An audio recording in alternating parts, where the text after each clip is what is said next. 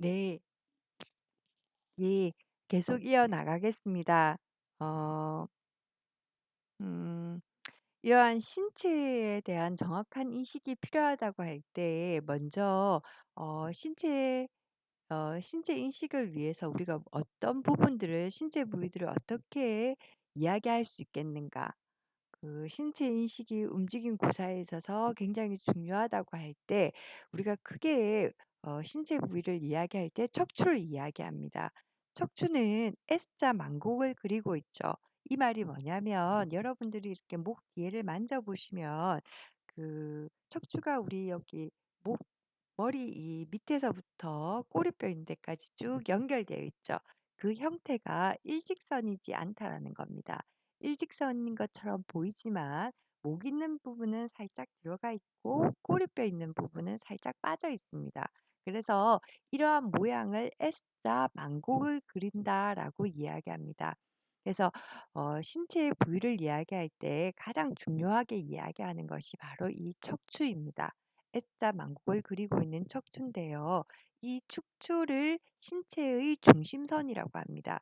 그래서 이 중심선을 기준으로 좌측과 우측으로 구분합니다. 신체 부위를 이야기할 때 맨 처음 척추를 이야기하고 그다음에 이야기하는 것이 허리입니다. 이것을 허리선이라고도 이야기하는데요. 이 허리를 기준점으로 해서 상체와 하체를 구분합니다. 그렇게 척추를 중심으로 좌우를 구분하고 그리고 허리를 중심으로 상체, 하체를 구분한 다음에 우리가 중요한 신체 부위로 이야기하는 것이 바로 허리 골반대라는 겁니다. 허리 골반대라고 하면 허리에서부터 골반, 즉 몸통이 붙어 있고 허리 윗부분은 몸통이 붙어 있죠. 허리 허리에서부터 우리가 다리가 붙어 있는 그 지점, 뭐 그 골반이라고 하죠. 그 지점을 묶어서 그 허리 골반대라고 이야기합니다. 이 부위는 중력의 중심이라고 이야기하기도 하고 흔히 코어라고도 이야기하는 부위입니다. 자, 중력의 중심이란 무슨 뜻일까요? 우리는 지구 중심에서 우리가 당기는 힘, 중력이 있기 때문에 사람이 이렇게 서 있죠. 즉, 나는 서 있으려고 하고 지구 중심에서는 나를 당기는 힘이 있고 그 작용과 반작용이 팽팽하게 존재하기 때문에 사람들은 서 있다고 합니다. 그것과 유사하게 이 허리 골반대를 중심으로 몸 안으로 잡아 당기는 힘, 미 있는 반면에 또 어떤 힘이 있어요? 척추를 타고 위로 바깥쪽으로 위로 뻗어나가는 힘이 또한 있습니다. 그리고 이 허리 골반대를 중심으로 또 반대 방향 하체 아래쪽으로는 어떻게 해요? 땅을 지그시 눌리면서 밑으로 내려가는 힘이 또한 존재합니다. 이러한 팽팽히 맞서는 두 힘이 이렇게 서로 한쪽은 위로 가려고 하고 한쪽은 아래로 향하는 그 힘을 중간에서 딱 잡아주는 지점. 이것을 허리 골반대에서 그 역할을 하고요. 이것을 중력의 중심이라고 이야기합니다. 이해가 됐나요?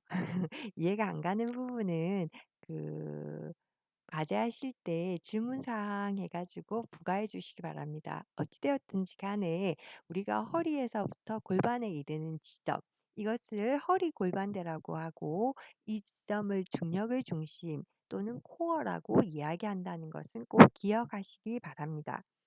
그리고 또 다른 하나가 있습니다. 어깨 골반대라는 것이 있습니다.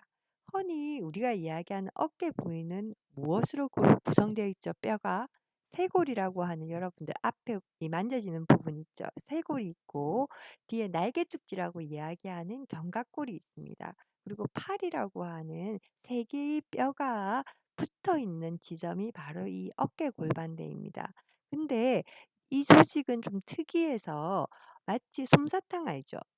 어깨에 솜사탕 같 어깨가 어깨 양쪽 어깨에는 솜사탕 같은 근육이 있고 이 근육에 나무 짝대기가 꽂혀 있는 것처럼 쇄골과 견갑골과 팔이 이렇게 어 꼽혀 있는 겁니다. 그래서 왜 그 어릴 때 팔이 잘 쑥 잘 빠지는 애들 있잖아요. 그리고 쑥 맞추기도 하는 경우가 있는데, 그것이 그러한 현상들이 나타날 수 있는 게 왜 그러냐면, 이 조직은 근육이 있고 양쪽 어깨에 근육이 있고 이 세 가의 뼈, 쇄골, 견갑골, 팔이라고 하는 세 개의 뼈가 마치 짝대기처럼 꼽혀 있는 그 형태를 취하기 때문입니다.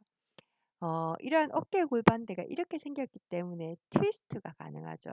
즉 견갑골을 밑으로 내리고, 그리고 어깨는 어 따 그 견갑골은 자연스럽게 밑으로 내리고 어깨는 올라가지 않게 잡아 주고, 우리가 팔을 들 때 팔꿈치를 들어 주죠. 팔꿈치를 든다는 것은 어깨는 내리고 팔꿈치는 든다. 일종의 말해서 트위스트입니다.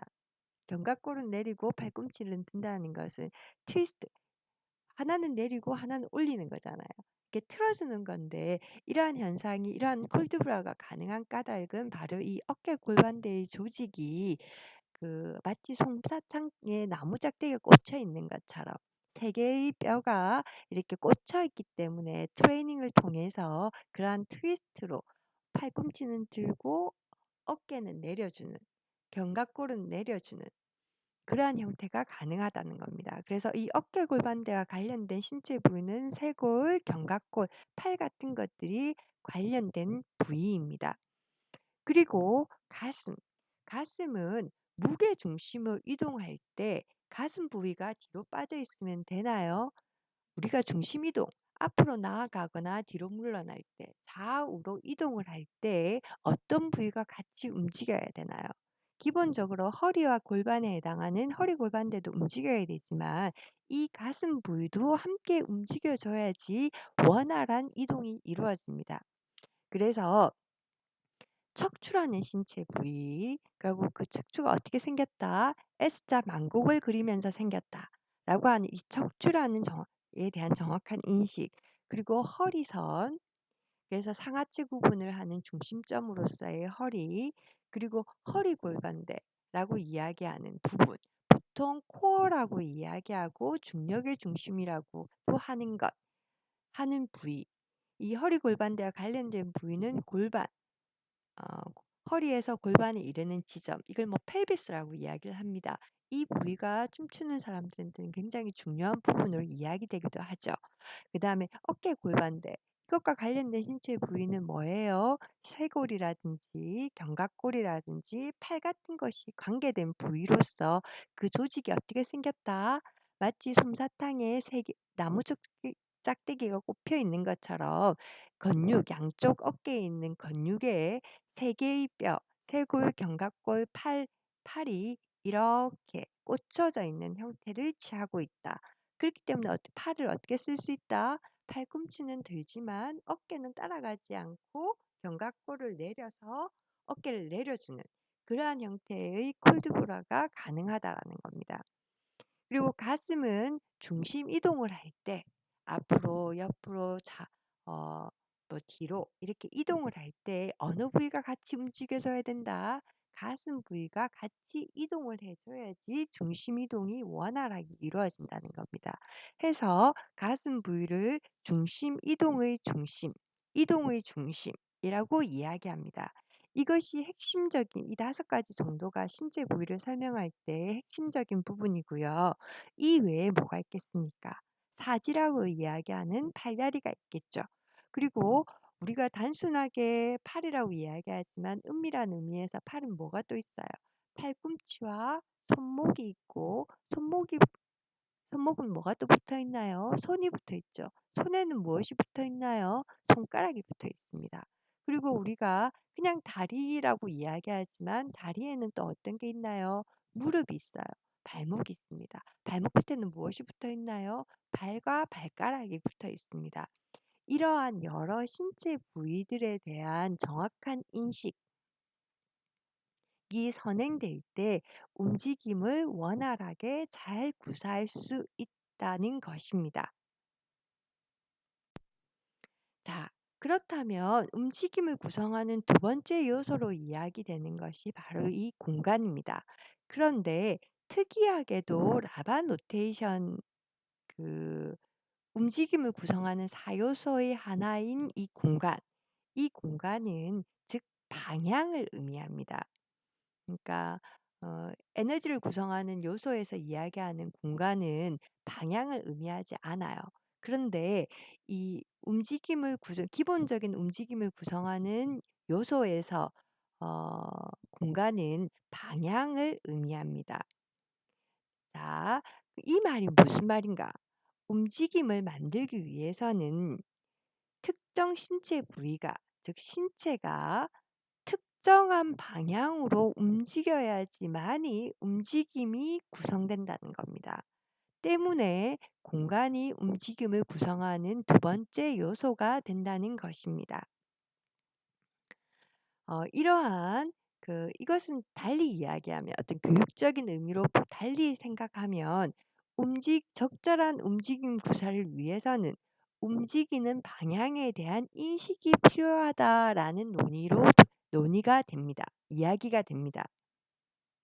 자, 그렇다면 움직이는 방향은 어떤 것이 존재할까요?